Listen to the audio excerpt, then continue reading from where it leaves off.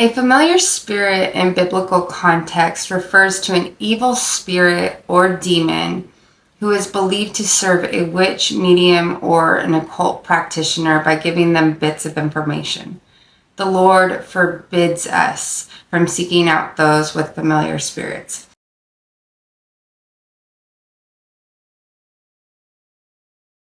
The spirit is called familiar because of the knowledge it has in regard to their victim.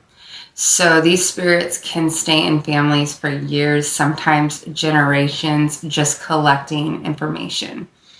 They can come in the form of deceased loved ones, especially if a person goes to consult with a medium.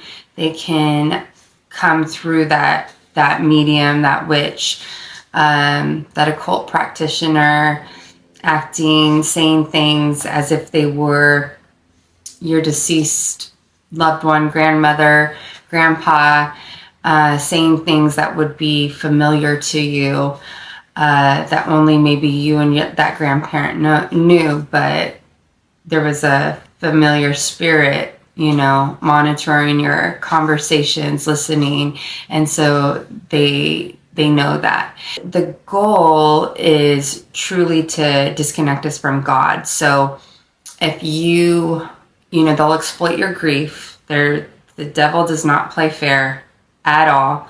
They will exploit your grief, and then so all of a sudden you're sad, and then now you've went to this medium because you're missing your loved one, and you get some information, and maybe for a moment you even feel a comfort, that the loved one is speaking to you from the other side.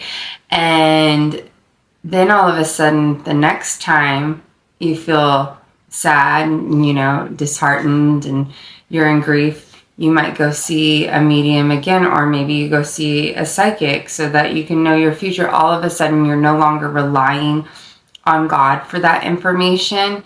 You're going to these other sources where they will give you bits of truth so that you believe it. People, they understand human nature very well, and they know that people, when they hear bits of truth, they automatically think it must be good. It must be from God. This is true. This is right.